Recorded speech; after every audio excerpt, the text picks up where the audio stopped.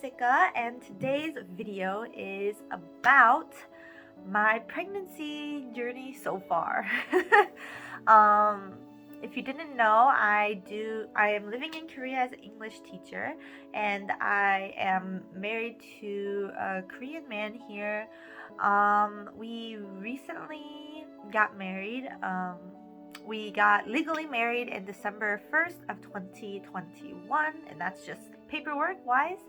And then we had our actual wedding ceremony on February 19th of 2022, so this year. We waited longer because at the time that we did the paperwork, the COVID cases were very high. At the time that we started planning the wedding, the COVID cases were low. By the time that the actual ceremony happened, cases were back up again. So what can you do? But anyways, this is our first pregnancy, and I just wanted to share this with you and show the differences between the being pregnant in Korea versus being pregnant in your home country. Sorry, let me just fix this a little bit. But yeah, so let's get started. So we ended up starting preparing for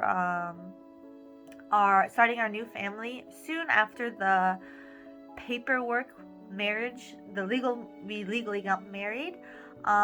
We both wanted to have children while we were still young, and we planned to have quite a few, maybe 3, maybe 4. We're not sure exact yet how many. So we wanted to start as soon as we could after getting married.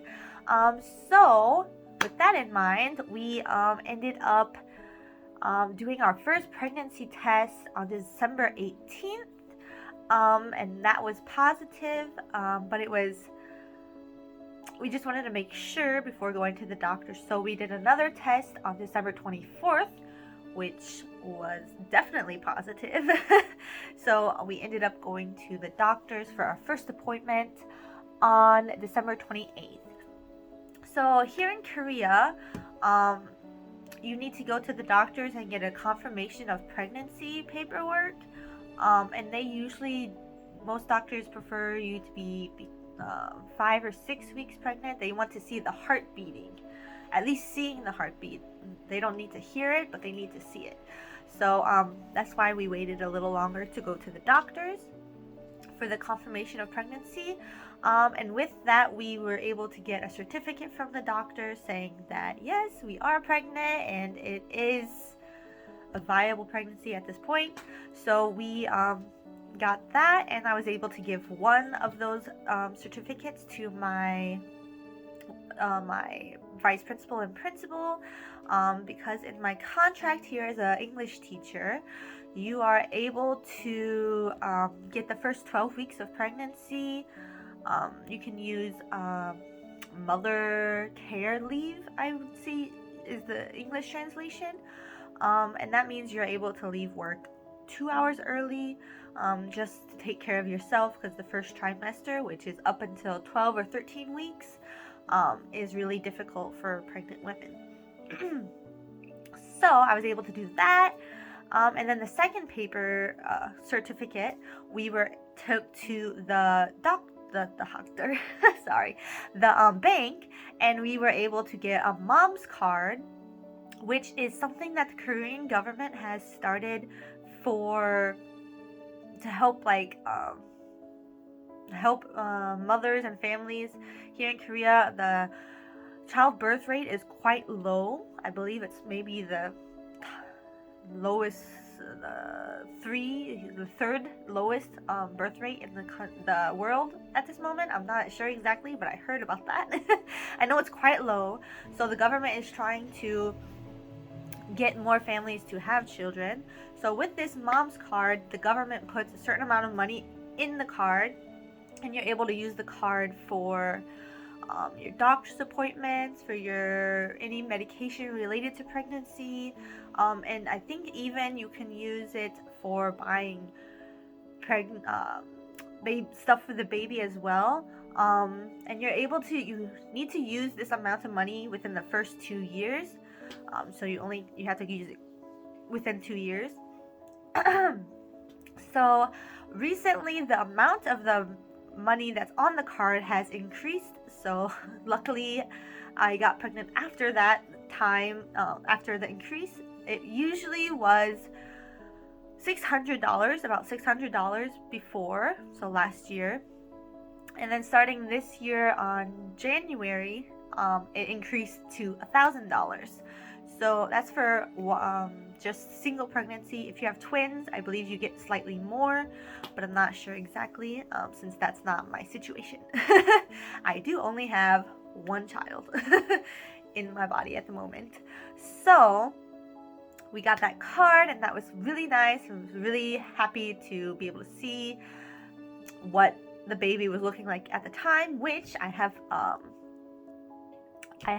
a mom's diary from the hospital, which is common in Korea. You get like a little diary to take to each doctor's appointment, and the doctors write your your weight, your blood pressure, if there's a heartbeat, the length of the baby, so on and so forth. So some basic information. And then they also provide pictures from the ultrasound. So this is from the second doctor's appointment, which was, I believe, December 28th. And that's when we were able to actually hear the heartbeat. So this is what we were looking like at that time. Yeah. Nothing really there that you can see. You can see the heartbeat. If you don't know, this is the heartbeat here. So this is what the baby's, this little spot right here, that's the baby. So at that time we were able to see that. That was about 4 or 5 weeks pregnant there. And yeah, during the first trimester I had a lot of strong symptoms, which pretty much started right after getting pregnant. So I think around week 5 is when the symptoms really started of being pregnant, and so that's about 1 month of being pregnant. And let's just say the first trimester is no joke. It's no joke. Sorry, I have a little mom's book here a pregnancy book here I bought myself. So I just wrote some notes in it for this video. So I'm gonna keep looking down here.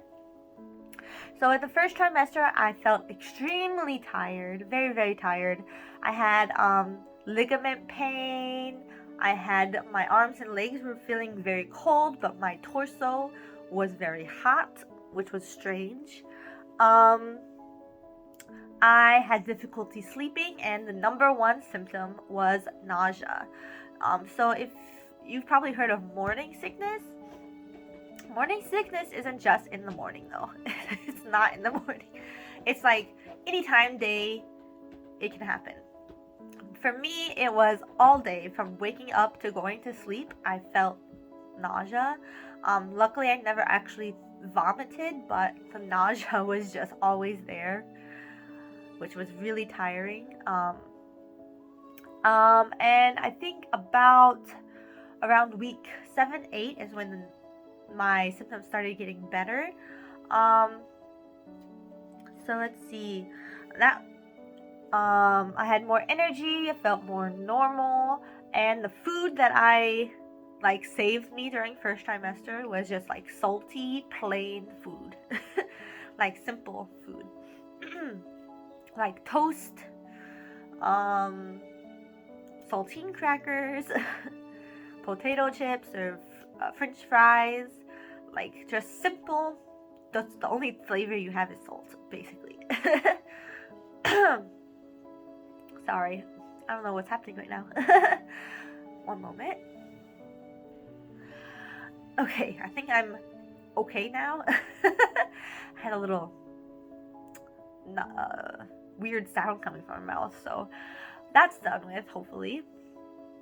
So yeah, the first trimester was all of that. The two things I could not stand was The smell of any kind of seafood, sushi, crab, like anything, nothing, like even walking in the grocery store in the seafood area was not fun.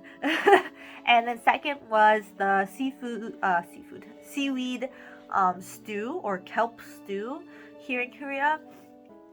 I just could not stand the texture of the kelp in the stew. Like it's long and it's like slippery and a little slimy, and it was just not it. It was just not it. I could not. And let's see, let's quickly show a little picture. So the last picture you saw was at, I believe, around 4.5, 5 weeks. So this next picture is around 9 or 10 weeks. And here you can actually see there's a little baby there. And then this is the heartbeat again. So this is a little baby with little legs. Yeah, it's more baby shaped. So that was nice. Let's go to the next picture. So this next picture was in the second trimester, which I'm still in. I'm currently 19 weeks pregnant, by the way. So I'm about halfway done with the pregnancy. I think there's a total of 39 to 40 weeks pregnancy generally. So soon, I will be 20 weeks on this Thursday. Today is Saturday, so about halfway through the 19 weeks already. But anyways, back on topic. This next picture was at the beginning of the second trimester. So here is a 4D picture that the hospital does for free, and here's the head, hands, legs, and the body. So that is the baby.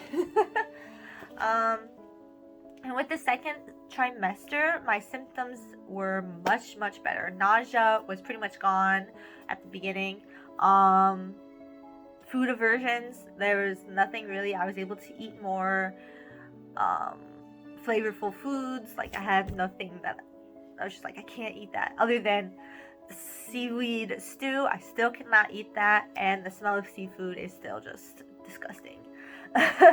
But for my symptoms for the second trimester, I did start to get a lot of back pain and ligament pain again, just because of the growing of my the baby's house, the uterus, and with the belly getting bigger, the spine had to curve a little bit more to support the belly more, so that was causing some issues. I did have difficulty sleeping, but we got this blue pillow here, which is saving my life. There's Kimchi and Gertrude. Excuse me. And around, let's see, when is this? One moment, I need to check check the timing. Hi, sorry about that. I just wanted to check. When I was about 16 weeks pregnant, I ended up catching COVID, as well as my husband. Not sure who we got it from exactly. It was either one of my students who ended up getting sick in class and we found out that she had COVID, or maybe my sister-in-law, who also got COVID slightly ahead of us after we had already met up with her. So we're not sure which of those options is what caused it. But during the COVID time, I was a little worried because I did lose about 2 pounds during that time, during the 1 week, which was really making me worried. So after I fully recovered from COVID, we went to see the doctor again just to check on the baby, make sure like the baby was still growing, the baby heartbeat was still going, and like there's no problem from COVID. So from that time, we saw the baby and everything was okay. There's no problem. Actually, the baby grew too much, like the weight became too much. When we saw the doctor, that was at the beginning of 18 weeks pregnancy, and the baby's weight was measuring more towards 19 weeks pregnancy, so it was slightly heavy. And the length of the legs were also measuring ahead, so the doctors think that our baby is going to be tall, which is not going to be a surprise considering my husband is tall and I am tall compared to the average Korean. So let's go ahead and show pictures. So this is from our last appointment, which was when we checked after COVID to make sure the baby was okay. And here it is. This is the hand, the eyes, nose, mouth, the head. But yeah, just had the hand on the face right there. But yeah, I think that's most of what to cover. We do already know the gender, but I will be doing a video in the future, doing a cute little video about myths and old wives' tales about finding out pregnancy, and then at the end of that video finding out the gender of the baby, and at the end of that video I will let you all know what the actual gender is. My family and my husband's family both already know, but yeah, that is all for that. I have been keeping track of the belly growth with videos with every week, so I'm planning to, at the end of this pregnancy, I'm going to go ahead and show you guys the process of how my body looked like at the beginning to the end after the baby's born. So hopefully you guys will enjoy that. But yeah, so right now I am 19 weeks. On Thursday I will be 20 weeks, so I'll be officially halfway done with the pregnancy. And I think I'll go ahead and show you what my belly is looking like right now. With this outfit you can't see it well, but my belly is humongous right now. So I'll go ahead and show you right away. So I'm home alone right now, so I can't have my husband Jiho hold the phone, so I'm just gonna go with what we got right now. So this is 19 weeks. Yeah, so let's see. So videos like this you can't see well, but if I just pull this, you can definitely see there is a belly there. Big belly. From the front, you can definitely see 100% that's the belly. Yeah, let's go back to sitting down. Oh, and there's one more thing to mention. I think I have started to feel the baby moving in the belly. It just feels like a little fluttering like this. It's kind of strange. It usually only happens when I am laying down in bed, just relaxing, then I can actually feel the movement. But yeah, that's all the updates so far. I'm hoping to do a weekly update or maybe every 2-week update about my pregnancy, a belly bump, and the process of preparing for a baby here in Korea, as well as just life. So that's the plan. Gertie, is there anything you want to say? But yeah, I think that's it for today's video. It's a little long, but the next video should be shorter. So please stay safe, happy, and healthy. Bye-bye!